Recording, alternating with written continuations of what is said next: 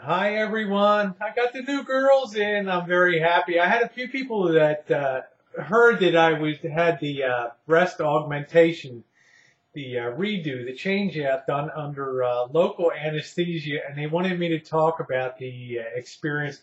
And I think this experience was fantastic on a couple different levels that I'll get to. But I showed up at the surgery center at 8 a.m. and the nurse is like, "Did you take your Halcyon?" I'm like, "Hon, I never got prescribed Halcyon." They're like, "Oh my, I guess Halcyon's something to get you mildly tripping, right?" I'm not a big drug taker, so they scratched up a Valium and gave me a 10 milligram Valium. It got me feeling kind of mellow.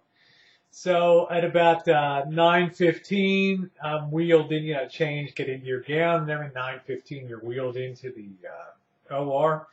They put the monitors on you, and before you know it, the doctor's like, "I'm going to be injecting you with a series of lidocaine injections all around your breast area there." And he did. There were like pinpoints everywhere. And before I knew it, I couldn't really feel anything, right? And he said, "We're underway now." And he cut underneath where I had the old stitches done because I had the um, subs underneath of the breast fold, submammary fold incisions.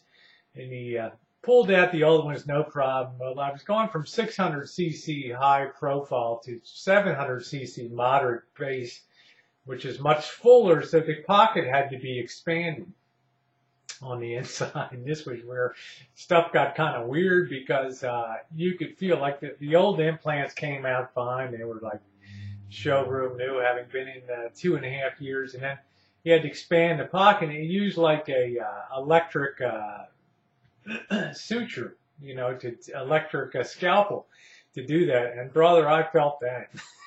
Going up there and separating that skin, and he got that separated enough and sat me up a little bit, checked the alignment, checked it a little more, did a little more bzzz up there. Well, you basically, it was not totally uncomfortable, but you just sort of, ooh, you could, like, if you're under Novocaine at the dentist and maybe you hit an area where there's a little bit light on the sauce, right? So how's everything going, Rosie? "Oh, just fantastic, doctor. No problem at all, And but it was kind of cool being awake because I could ask the nurse and the male surgical nurse, "Well, what do you think?" And the surgical assistant, "Oh yeah, looking good. Yeah, a little off to the side." I mean, it was really good. You could really sense a lot of teamwork. So Dr. Beck sat me up a little bit. "What do you think? Looking good, looking good." And then he proceeded to expand one side a little more and then sew it up, and was very satisfied. So about an hour, 45 minutes later, out of the surgery, and in 15 minutes, no recovery room, no nothing. Just get up, get changed again, and get in the car and go home.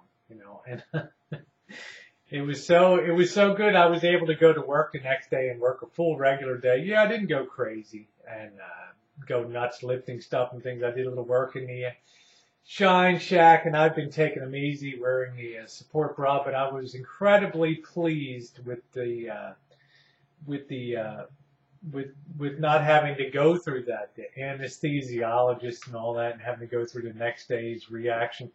The worst part, I had the Key Flex, the cephalexin, which is for skin to prevent infections.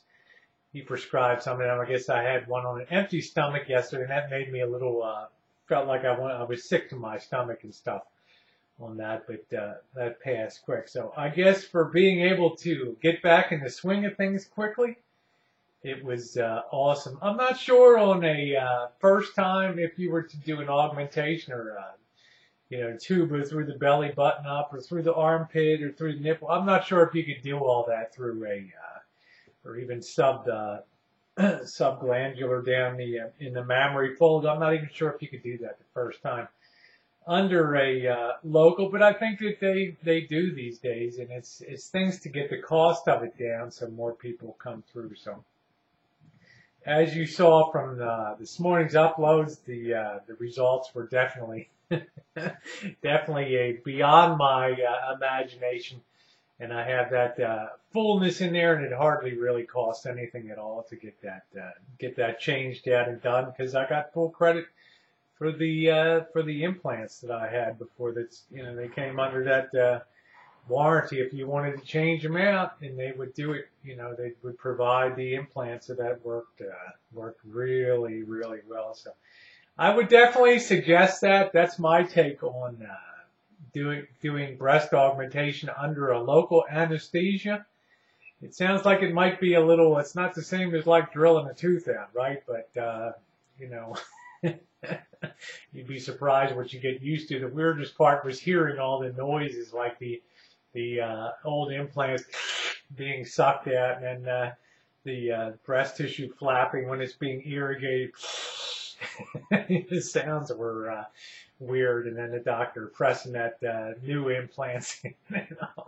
So the sound show was the big part of it. But yeah, if you can get it done like that, and you're not too squeamish, you can save yourself a load of money, and also take back your life. You don't have those days and days and days. Of course, the doctor says take a week off, relax and all that. But come on, guys, it's rosy, right?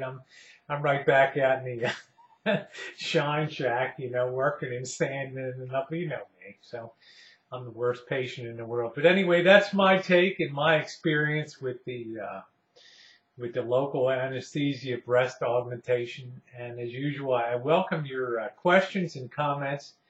Thanks for listening, and thumbs up are always appreciated. Have a wonderful evening.